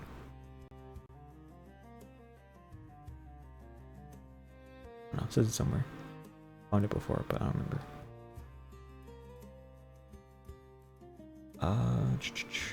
She's completed 15 quests and 25 raids so far. 6 tower floors. Okay. She's done all that. She's been here for in this for like 5 or 6 years or something. Okay. She has legendary fame, 0 losses in the challenges. She's a beast. Okay. She's my commander. She's awesome. She's level 23. Okay. I don't even have level 25 on my roster. This dude has to get to level 25. I don't even have level 25. So all the time I've spent so far is not enough. And of course, the higher the level, the more experience required. But also the higher level, the greater the difficulty stuff you can do, the greater the rewards will be. But even still, it'll still take a long time. So this one, while it's possible, it's a long ass time. After you do that, you get these rewards, I believe. You then go on to tier 3. Maybe you don't get the rewards. Maybe you have to do tier 2, then tier 3 to get the rewards, something like that. The tier 3 also matters a lot too. This one says complete 12 top tier quests, meaning campaigns, epics, or sagas. That's very doable, especially the mid and late game. Very doable. This one says be in the party as 10 comrades level up. This has happened 9 times. That's very doable. Absolutely doable. Be in the party with 16 comrades when they level up. Okay, doable, but it's gonna take a bit. Stay in with 3 other heroes as they pass their proving, meaning their ascension trials. Now that's not impossible, but it's so fucking time consuming that you're not gonna complete this anytime soon, unless you specifically prep for this exact thing. What does that mean? After you complete the ascension, the calling tier 2 and the ascension tier 3, you have to do a trial, which is a quest. You send your person here, whose ambition it is, put them in a party with your people, send them on a quest to complete their proving. It takes them a couple weeks, they come back, they successfully completed it or they failed to do it. You have to have this person in while they have their ascension tier 3 active, You have to have them join 3 people when they do their trials. So that's going to take a while. Okay. This one is where it becomes literally impossible for some people. Finish as a top performer in 10 successful quests, 18 successful quests. This guy has done 0 times. You have to specifically put like this person into a shitter party where he's the top person, he's the tank. He has to be top performer, means I have to figure out some kind of way to make this happen. I have to recruit a bunch of F tier people, make him the top, or some shit like that. That's either time consuming or difficult or annoying. And then this is where it becomes literally impossible for some people. Reach 85 base overall, base stats only. This guy is 85 base, so he completes this. As soon as he completes tier 2, he completes the tier 3 as well. For adventurers that aren't fucking 85 base and they have that option, let me show you. Who is it? I can look at somebody, go to morale, and then you can scroll down here. So for some of these, you will never be able to do it. You go down the list actually, let me show you. Raise the standing with the nobles to 400, that's going to take a long ass time. Be the top performer in 10 quests, that's going to take a bit of time, but we can do some raids. Complete quests in different environments, that just takes time. Win 6 quests as the underdog, party power below the quest rating. My fucking parties are all stacked. I can't complete that unless I specifically go for shitters, and even then, how am I going to... That's difficult. Serve as the guild commander for 1 year. That's not going to happen, because I'm not going to replace my good commander with this person who's a 74 B tier. So they're never going to complete their ambition. See what I'm saying so far? Maintain 90 morale, 15 consecutive quests. It's doable. It just takes some preparation and some focus. Okay.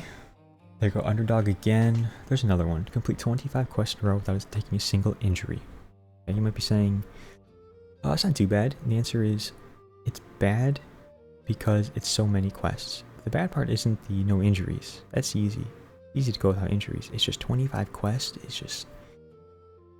At minimum, it's going to take like a year in game. Like, that's just... It takes a while to do that. And you have to... And that's doing... It's doing like 1 week duration quest, which means the whole party you put into it are essentially out of commission doing garbage for a year or whatever.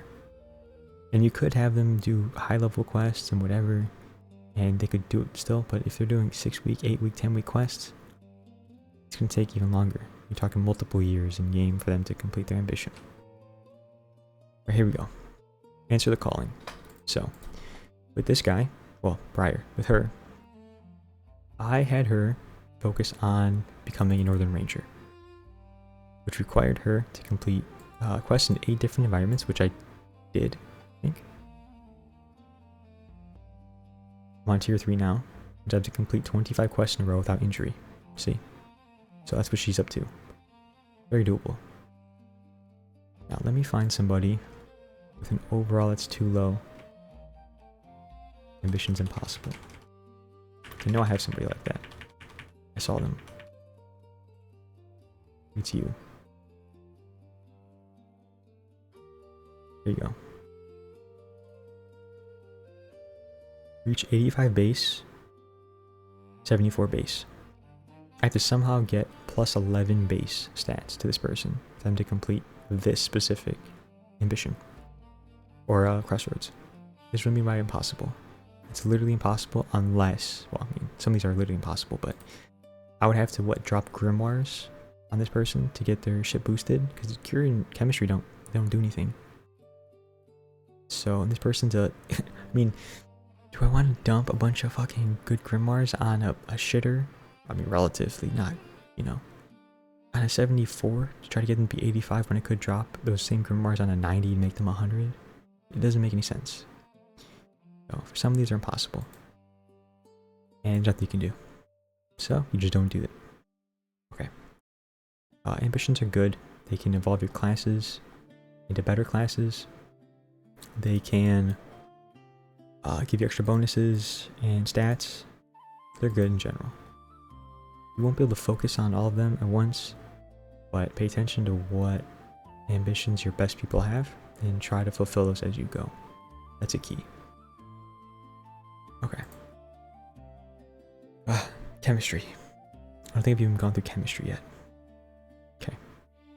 Every adventurer has chemistry, which is their feelings towards somebody else. Makes sense. The party as a whole has its own chemistry too. Now what this means is, when your party members do stuff together, they build chemistry. When they get enough chemistry, they get increased party overall stats. Okay. You can get a lot of chemistry by training them. That's a very good way to get chemistry.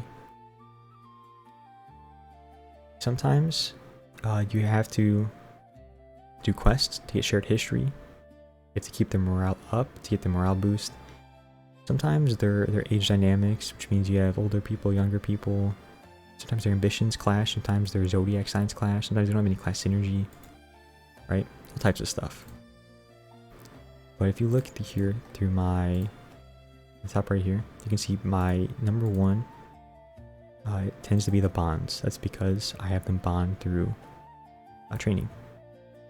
Then it's usually shared history and morale. It's because those are pretty passive. That chemistry is where this comes in here. That gives them that bonus there. And now their teamwork, if I look here, is a stat. I go to Ida and I look for teamwork here.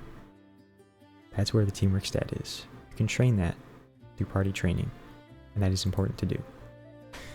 Now, there's of course a limit to how much you can train your stats. That is determined by their potential, of course. So here, you can see this person is a secondary stat for teamwork. Is a Holy Paladin. That's what Alara does. Hers is not capped out because it doesn't have the plus sign. Or the check mark, it's not plus. Add ceiling training will not increase the stat. If I train her for teamwork, she can increase her teamwork, and she can then increase that value here as part of the party. Okay. You can see it's plus 22% for an average teamwork of 94. That's a very big boost. An average of 77 is plus 14%. Okay. What we're talking about. This is good. Well, the stat is good. It's good to get those bonuses. As you can see, all my parties tend to have a good number of synergies because they all add extra percent. That's how my parties are. If you look, my parties are not consisting of everybody being 100 plus. I don't have 100 plus power people in all my parties. They're between 70s and 90s, but their overall party value is in the 130, 40, 50. It's because of these overall boosts here. So, my recommendation is to consider synergy. I used to not consider synergies like at all. I used to just not give. I used to put biggest number with the biggest number and not give a fuck. It still worked. That's probably because I was playing the lowest difficulty. But no, even if you want to play on this difficulty or harder ones, you gotta. Synergies are good. They may not be better than if you ignore the synergy, but they can be pretty good. When you go to add people, you can see here +3 synergy boost, and it says 1.1 drop in chemistry. It's very minuscule, very minor. Sometimes though, you look here, if I were to put Owen in this party, it would be a -11 chemistry, and it would be a -3 overall. You can ignore that if you know what you're talking about doing, because the chemistry can be increased by training and doing quests with them, right? Even if this says -30, which I've had before, I've replaced the 60 overall with like an 85 overall, given them a few weeks of training, and the party was better with the higher, overall person, even though their chemistry was much lower at the beginning. Pretty simple stuff in that regard. Now, sometimes a lower strength or lower overall person with more synergies can be better than a higher overall person with no synergies. I've had a 65 overall Hexblade who was crushing it. She had +5 synergy in the party she was in. And it wasn't until I had like a 90 something overall to replace her with that I got rid of her. I think I retired her even. I think I retired her, traded her, something like that. But she was a beast. Okay. Where am I going with all of this? Individual training. So you can train individual people in certain stats. When they max out their stats, you can see a little check mark. It means it's capped.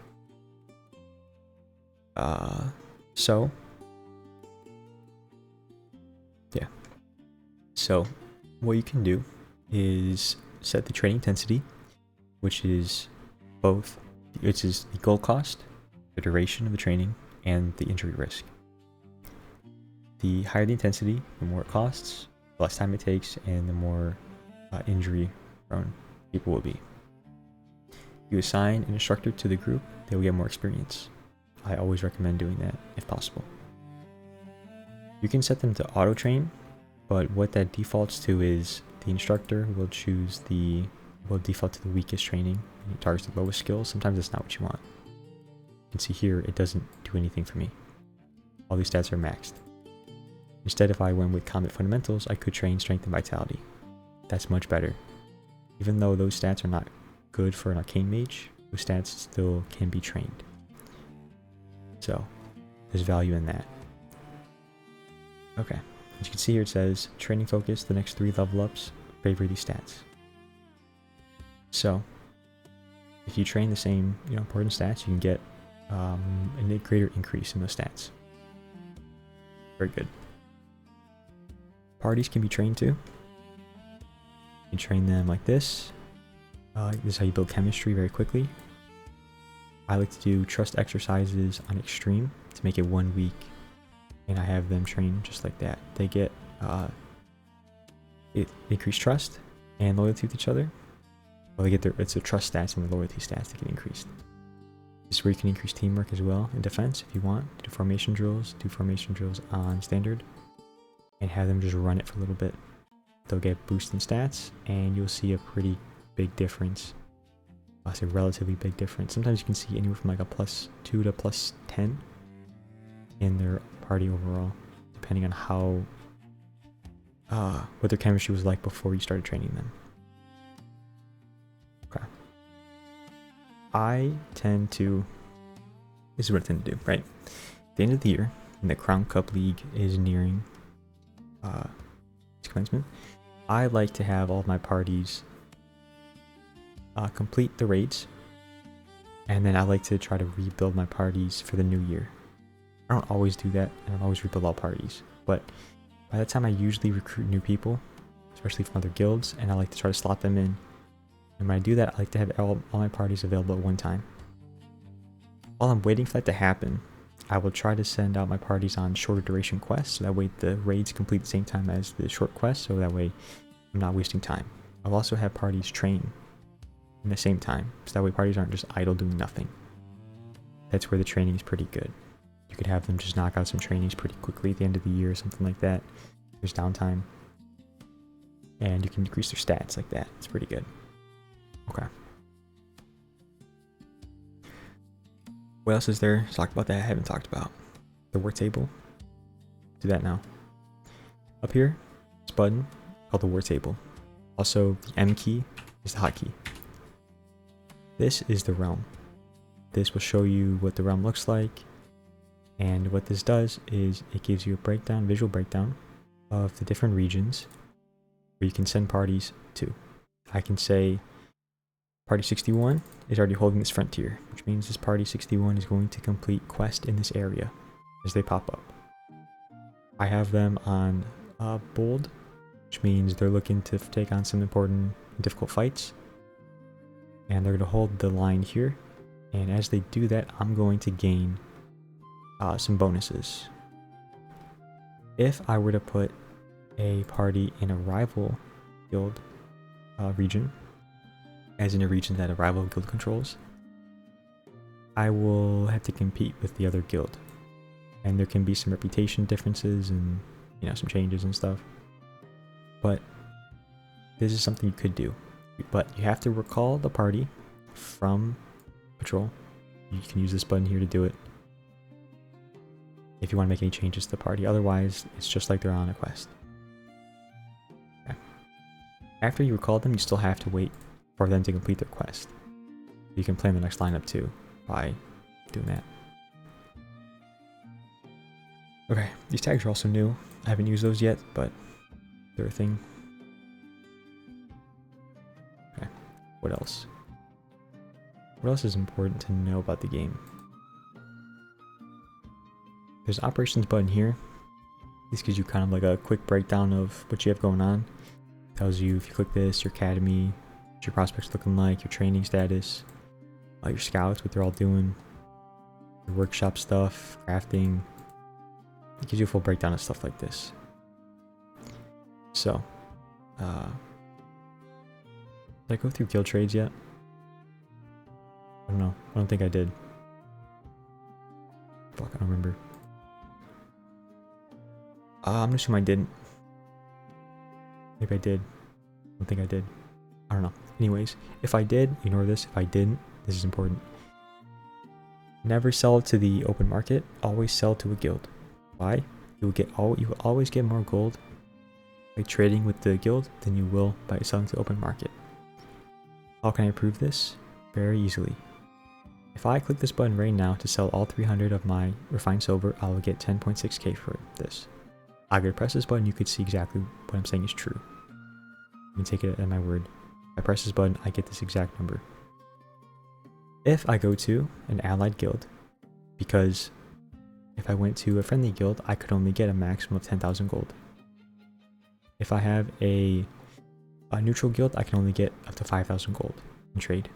An allied guild is 20k, so I'm going to the allied guild because I'm going to get more than 10.6k gold for my refined silver. Ready for this? Refined silver. Where you at? There it is. 10.6k. Keep that in mind. Nope, 21k. And maybe you think, well, they're not going to actually give you 20k for it, are they? Yeah. Yeah, I could sell it to open market and get half the fucking gold, or I could sell it to a guild and get double the gold. So, never sell to open market unless you're absolutely desperate for gold and you've used up your trades. You can only trade, you're limited to the number of trades you can do and how much material you can trade per. Now, how exactly this manifests, I don't know, because it doesn't affect what you give to them, it affects what you get from them, as you can see. They have 136, but I can only take 100, but I can give them 300. So this is your limit on what you can accept, what they can give you. You start off with 2 trades only, and you get more as you increase your guild, build up your guild and stuff. So unless you're completely desperate for gold and you've used up your trades and you have no way to gain gold and yeah, the verge of bankruptcy, unless that's your situation, don't sell to open market. Buy from the open market for sure if you need materials, but don't sell. You're just wasting gold. Okay, I went through all these already. Went through all that. Here's what the memorial looks like. All my people have retired. Nobody's died, so no deaths. If you want to retire somebody, this is what it looks like. This is very important too. Okay. Registry adventurers, go to advanced. Right there. Okay. Age 35 is the minimum to retire in this game. Go to that. Then you can sort by either overall or age if you'd like. And then what you do is you go to activity and you look here. Now, you cannot retire people who are currently on quests or training. You cannot retire people who have been with your guild for less than a year. And you cannot retire people who are not 35 or older. So this person is not on a quest. They're in a party but not on a quest. They're not training. They've been with my guild for contract history. They've been here for just over a year and 18 weeks. Oh, speaking of, how long has Ida been with my group? Year 1, week 14. So when I talked about her being level 23, not 25, she's been here for 6 years. Since the guild was first formed, essentially. And she's still not level 25. So, anyways. So, when you have somebody you want to retire, you can see what they can transition their career into. Some things they'll be better at than others. Some things they will not be able to do at all. There's an extra button there that will let you see even more eligible jobs. If you have somebody in that slot and it's a 1-out-of-1, you have to release them first to hire this person in their place. You can see the skill as well, so you don't have to go back and forth. It also tells you how many you have. So for instance, I have 1 astrologer, I have 1 alchemist, 1 tailor, I have 4 essence harvesters, etc. I have no herbalists, which is why it doesn't have any kind of number here. This is the best way to get high quality and high skilled staff members. I don't know of any other way that's better than this. Okay? You can take, it takes some time, of course, but this whole game takes time. You could recruit adventurers from other guilds, hold them for a year with the sole intent to retire them after they hit the 1-year mark. You could do that, no problem. And it's completely acceptable. Here I have this 96 overall Jareth, who could be a 90 plus crafter. I have Ivory, who could be, actually let me go by overall now. I could have a 99 alchemist from Scarlet, 99 bartender, or 99 instructor, 99 overseer quartermaster. See that? And it could be a 97 armor. Who's this? Kendrick, my beast of a champion, could be a 96 instructor. Already checked out Jareth. Horst could be a 93 instructor. Thorn, you can see here, Thorn hasn't had enough guild service time. That's what that means. And if you were to try to retire somebody who's too young,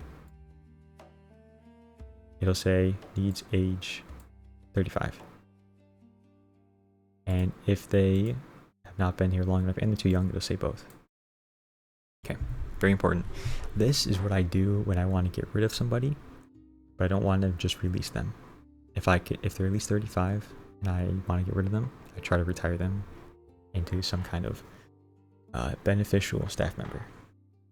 That's what I almost always do. Sometimes I don't, but there are specific reasons for that when it happens. Okay. I already go through the write letter thing, factions. You can write letters here. Share intel, just like this. I can share with 4 because of my standing with them. Rival guilds, I can send it to everybody. Boom. So now everybody, every other guild now likes me a little bit more. So that's pretty cool. If you want to trade with a guild for a good person, you can. So I'm allied with this guild. They want 60k for this person. I can give them, let's say, 52k. They'll probably accept it. Submit the offer, because why not? And yes, I do have 70 on 70 roster, and yes, these trades will go through. Even if I make multiple trades, they will all go through, as long as they are accepted.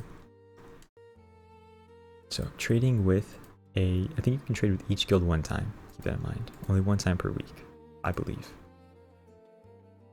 At least for 1 adventure or something like that. Here I could give 50k. They're asking for 47, so what if I give 45? And I didn't really like that too much. Okay, this is the idea. This is a good place to get high level adventurers as long as you have the gold. You can see the value here.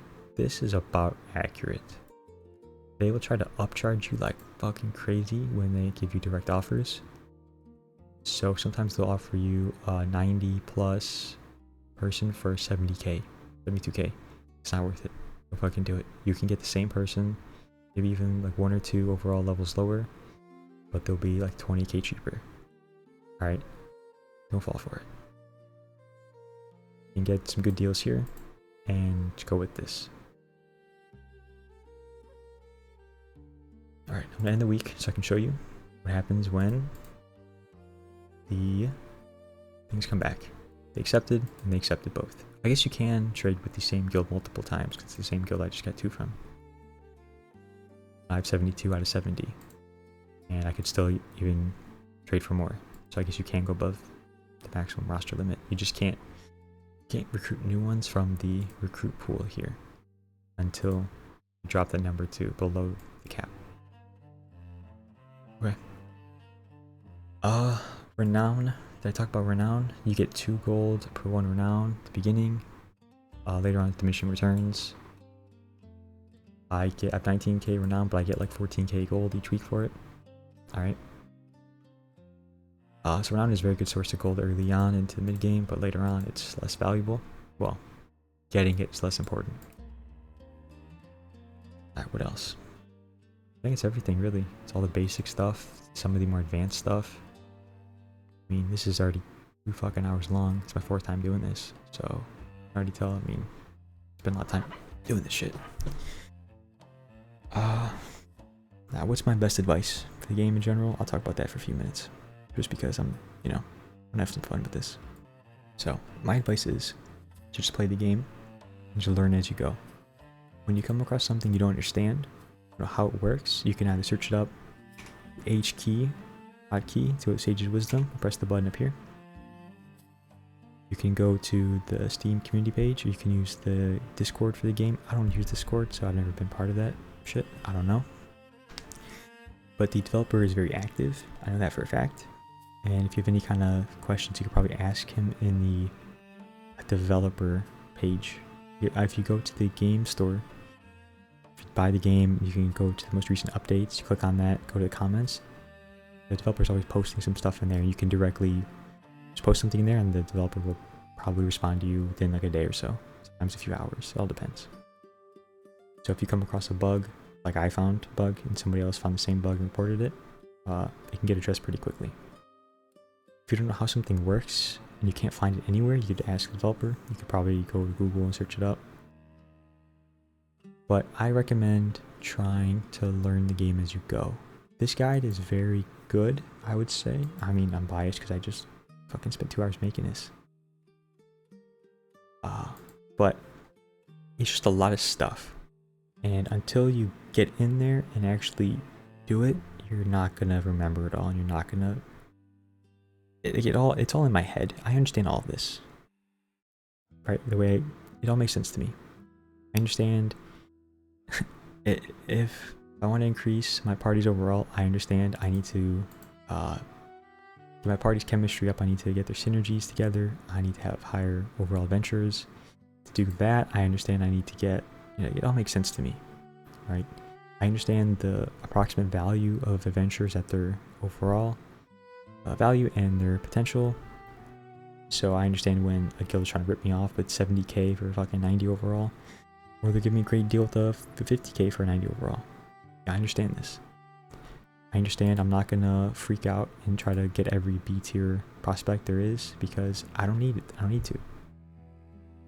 I also know I don't need to be desperate and get F tiers and D tiers and C tier prospects, because I just don't need to. I know I'm limited on my roster slots. There's no reason for me to try to jam in and cram in anymore. If you look at my current registry, everybody's above 70 except for one person, but I can get rid of them at some point. To me, this says, and my overall is 86. Alright. This means my guild is on the upper end. I understand the basics of what I'm doing in this game, but there's still so much more to do. There's still things I don't even know. Alright, let me show you this. I haven't even a little bit looked at attribute evolution. Alright, there's a chart that can pop up somewhere. Oh, I don't remember where it is. I never look at zodiac signs. You can look at that, and because that matters to some extent. Different ones have different friction with each other, get along.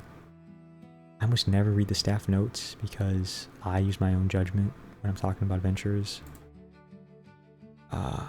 Cowards, I don't like cowards or drunkards in this game. I'll fucking drop them when I can. Sometimes I accept them because, like, a coward or a bully doesn't matter.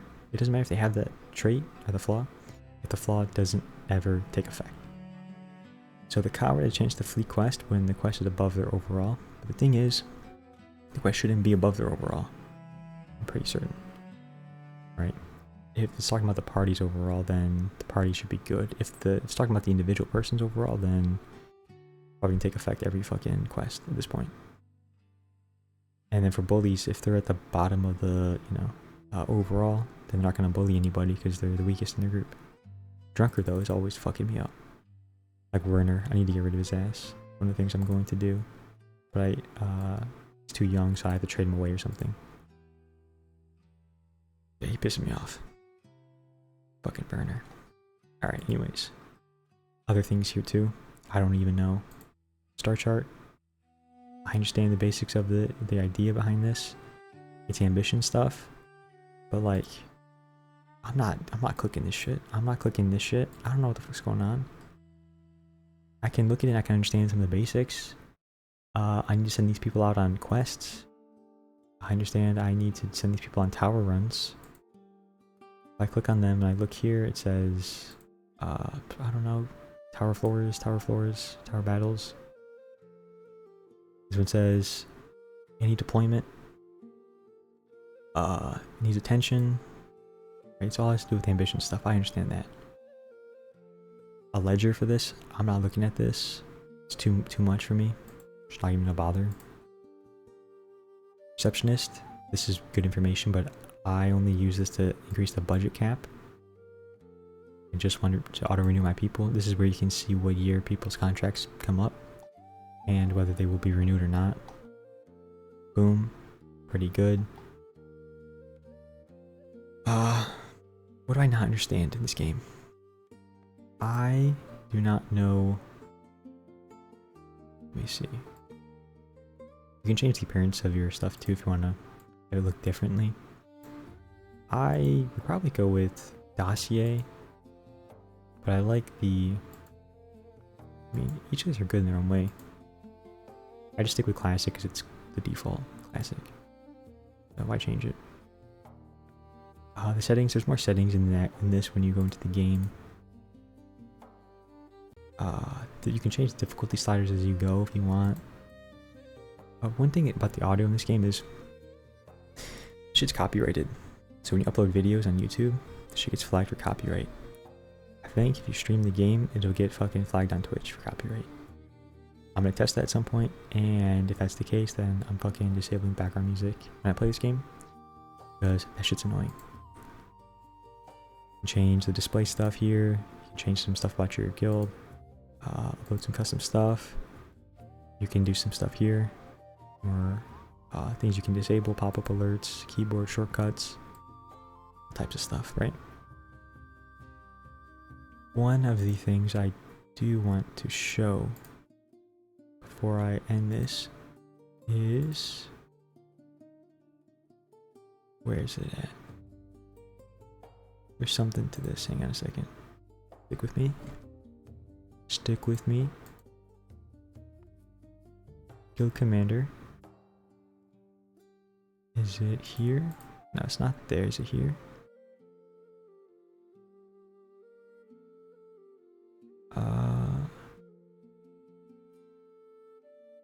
The commander can give you some good information here too, but I understand all of that. There's something I'm just not seeing. Oh, it might come from... There it is. That's what I was looking for. It comes from the dossier. Not from the registry, but from this. Okay. This shows their attributes. I understand the basic concept behind it, but I don't know what the fuck I'm supposed to do, how I affect this. I don't know. I just know it exists. It's a thing. And I got all types of different shapes. I got a fucking, what is this thing? I'm missing an entire chunk of arcane from this one. This one's kind of, they're all looking pretty good, shapely. Some looking more like squares, some looking like rectangles, octagons. What is 2, 4, 7? How many sides? That's 6 sides. 2, 4, 6. Wait, what? 1, 2, 3. 1, 2, 3, 4. 7 sides. Yeah, 7 sides. I'm not going fucking crazy. I was looking at this and thinking to myself, this doesn't make any sense. I could just count this. 1, 2, 3, 4, 5, 6, 7. 3 plus 3 plus 1. I don't know what the fuck a 7-sided thing is. What is that called? An octagon. A septagon? Septagon? Sept? Octo's 8. And then what? I don't know, bro. I'm not gonna figure this shit out. Anyways, I have no idea about these stats. I just play the game. You can modify these and affect what gets boosted up first or most or something. I don't know. Fame. I don't really know what fame does. Except it increases the fucking amount I have to pay for their ass. You know that? Damn sure. But I don't really know what else it does overall. I do like seeing the career numbers though, that's pretty cool.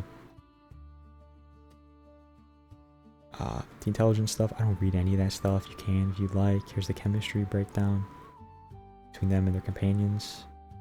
Shows their top companions, shows their other ones. Behavior profile.